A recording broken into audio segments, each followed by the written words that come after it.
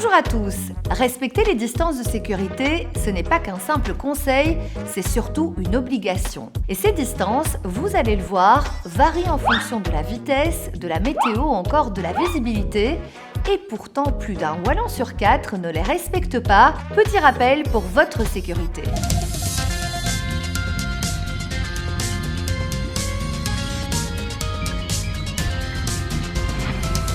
Le non-respect des distances de sécurité, c'est une cause importante d'accidents sur la route. Il est recommandé de laisser entre deux véhicules une distance équivalente à celle parcourue en 2 secondes. Autrement dit, plus la vitesse est élevée, plus la distance de sécurité doit être grande.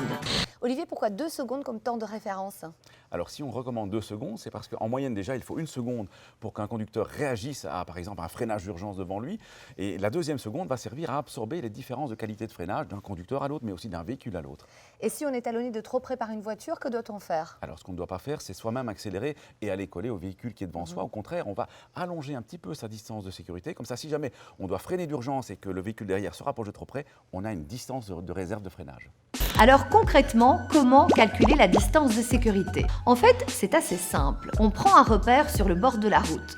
Une fois que le véhicule qui nous précède dépasse le point de repère, par exemple un arbre ou encore une borne, on prononce un crocodile, 2 crocodiles. Et si on a atteint le repère avant le 2e crocodile, c'est qu'on est trop près.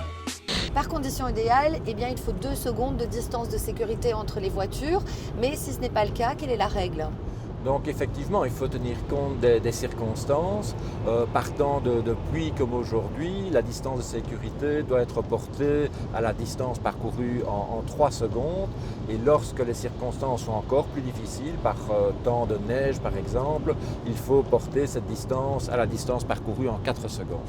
Du côté des distances de sécurité à l'approche d'un cycliste, attention aux dépassements trop rapides ou encore trop proches. C'est d'ailleurs l'un des comportements les plus problématiques. Camille, quelle est la règle pour dépasser un cycliste ? En agglomération, la règle quand vous souhaitez dépasser un cycliste, c'est déjà d'adapter votre vitesse et de bien laisser une marge de distance de sécurité de 1 mètre entre vous-même et le cycliste.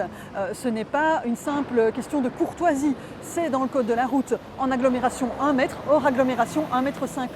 Pourquoi cette règle ? Pour éviter que vous ne frôliez le cycliste, le déstabilisiez et qu'il chute, ou encore pour lui laisser la possibilité de pouvoir anticiper des problèmes sur son cheminement, par exemple une ouverture de portière des véhicules qui sont stationnés en bas-côté. Vous l'avez vu dans cette émission, garder ses distances avec les autres véhicules, c'est au moins aussi important que de respecter les limitations de vitesse. La recommandation principale, c'est de laisser un espace équivalent à la distance parcourue en 2 secondes, soit le temps de prononcer un crocodile, 2 crocodiles. Pour dépasser un cycliste en ville, il faut laisser 1 mètre d'écart et 1,50 m hors agglomération. Si vous avez des questions, contactez-nous via les réseaux sociaux. À la semaine prochaine et d'ici là, bonne route!